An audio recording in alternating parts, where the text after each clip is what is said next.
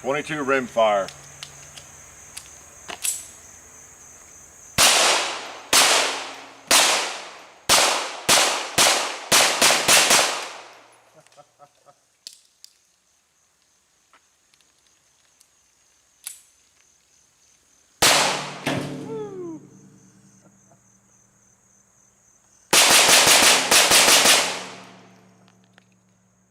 That's like a 22.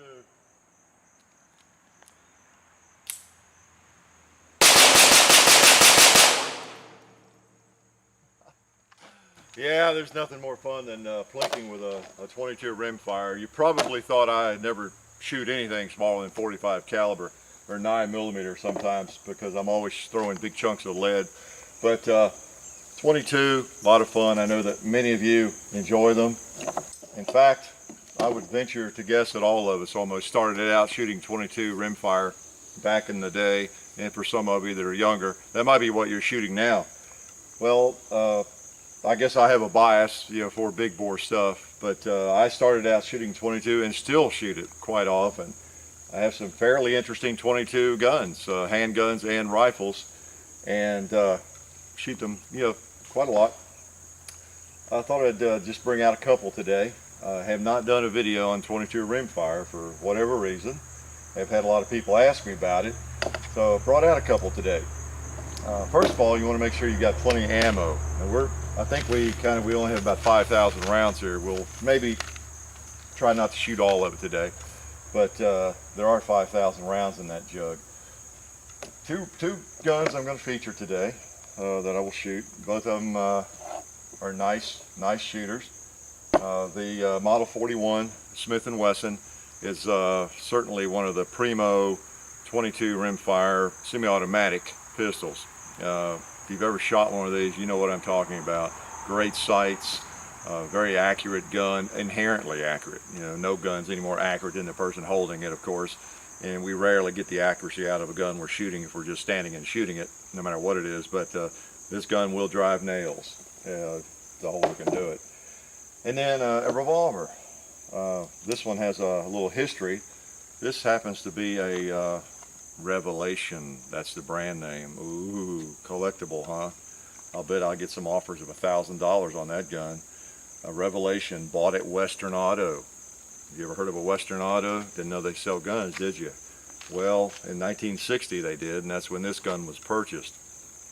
So it's made by high standard for, it was made by high standard for Western Auto. And it was under the name Revelation. It has Revelation on the barrel and has a little emblem right there. Let me hold it up here a little bit where you can see it a little closer. But it is a Revelation made by high standard. They made this in various barrel lengths, and for Western Auto. I don't know if any other outlets sold it at the time or not. I remember going into Western Autos in the 50s and 60s and eyeballing their guns, an auto parts store primarily, but they sold guns like all hardware stores did virtually at that time. In fact, some of my old Colts were shipped to hardware stores, the ones I've got letters on, in St. Louis, so that's where a lot of people bought their guns back in the day. All right, revolver, 9-shot. You notice that holds a lot of bullets. That's one of the cool things about it. This gun is a kind of a special gun. I thought I'd bring out an old gun that has a little bit of history, and then plus a newer gun, although this gun is not brand new. This gun was purchased. This is the first gun I ever fired. This is the first handgun I ever fired in my life. So if you wonder how Hickok got addicted, this gun is probably responsible. My mother bought this gun for my dad in 1960 for Christmas. We moved out to a farm. We had 50 acres. And he had always wanted a handgun. He had had rifles and shotguns, he just never had a handgun. And he'd wanted one, I think, since he got back from the war. So he got this for Christmas. She bought him one. It was a shorter barrel, and back then he didn't want a short barrel, so he traded it, took it back to Western Auto, and they traded it out for him. So this was a Christmas present, 1960, for my dad. And I was 10, and I went out on the farm carrying this gun and shooting. The first one I ever shot in terms of a handgun. It may have been even the first gun. I don't know. I've got the first rifle I ever fired too that he gave me. So it was either this one or that rifle. This was definitely the first handgun, this little 22. And so I'd go out plinking at trees, There was an old pond back on the place, had an old car in it, turned upside down. I remember shooting the sides of that car with this gun. And that's probably what got me started shooting steel, right? So this gun, of course, my father's been gone for about 15 years now. So this gun is pretty special. I keep it in the bank in a lockbox a lot of times, but lots of times it's home too, so I can shoot it. So it has a lot of history. I've had it myself now for, I guess, since around 1975, long in there. So I have fired it a fair number of times. It's not a Smith & Wesson, it's not a Colt, but not too bad. And of course it wouldn't matter. I wouldn't trade it for 10 Colts or 10 Smith & Wessons. But anyway, the Revolver, kind of neat because it does hold 9 rounds. And there are some modern ones, Taurus and Smith. I don't know if Colt makes anything like that. Maybe some other revolver makers I'm not aware of. But it holds almost as many rounds as this semi-automatic does. They typically hold about 10, you know, in their magazine. Let me load it up. And you know, with a revolver and a .22 caliber, there's no reason for it to be chambered for just 6 rounds. It's a little bit of overkill.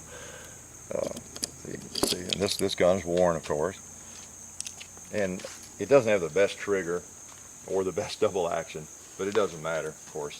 It's a gun I grew up with, so you can take a few shots with it just to play with it. Still shoots.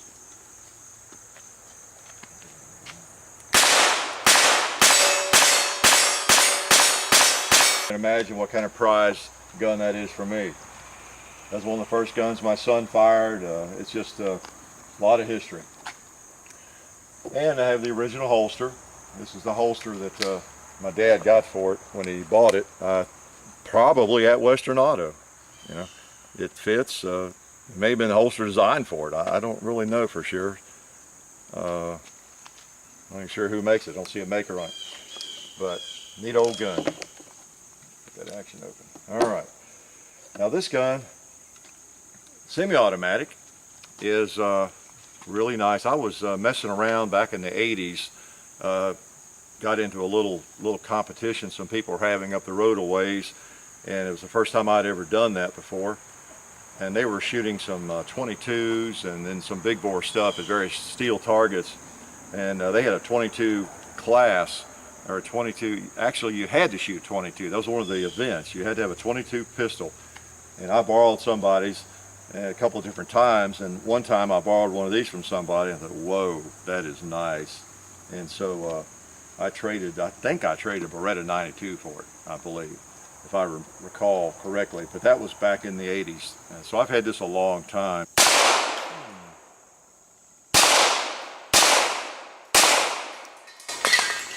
And we have some clay pigeons.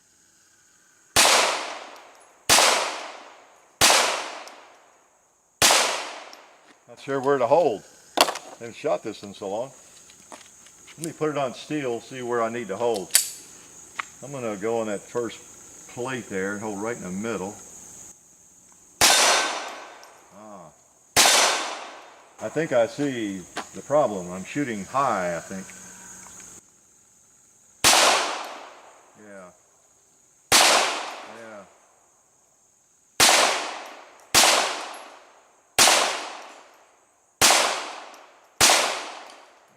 Okay.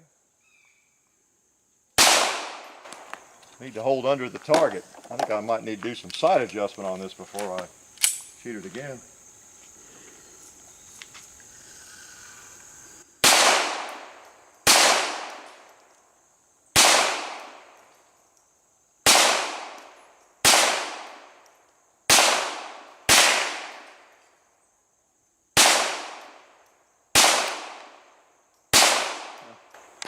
That's interesting. They don't shatter like they used to, the old clay pigeons. Let's go across the range a little bit, stretch it out a little bit.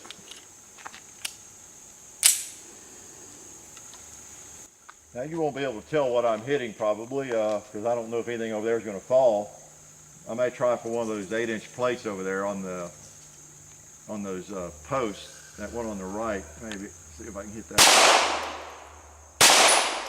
There we go. Alright, get the last one.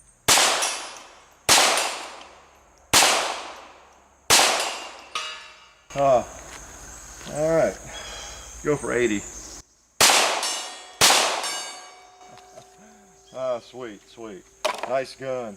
I'll load up a couple more, but get some more of this ammo here. Now this is Federal. This is the Walmart ammo that, when you can find it in bulk, it's priced pretty well. I have bought a lot of the Remington. I will, you know, I'm not hesitant to brag on something that works, that I like, as you know.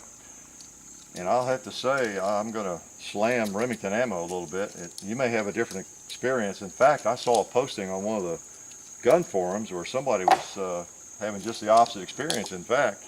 But I've had a bad experience with that Remington Gold, whatever it is. No matter what we're firing that stuff in, it seems to, about 1 out of 9 or 10 rounds wants to misfire or not fire. So we haven't experienced that as much with the Federal. Don't know.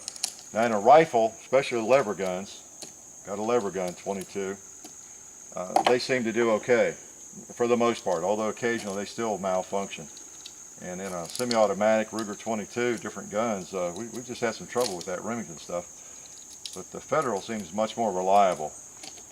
It's not a big deal, you know. I don't think anybody's going to be guarding the home front with a 22 long rifle cartridge, but it is a little bit annoying if it doesn't work. So, and I've noticed the 22 ammo seems to be getting back on the market a little bit better. I know the Walmart here near where I live, they have boxes of this stuff. So hopefully that shortage is about run its course. One thing I like about this gun is it just has such a sweet trigger. I'm going to try to shoot fast with it here a couple of times.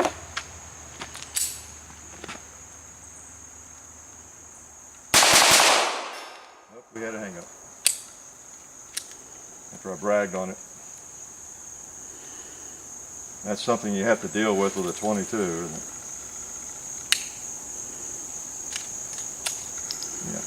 You're just going to get hang-ups every now and then. 22 long rifle. Let's try it again.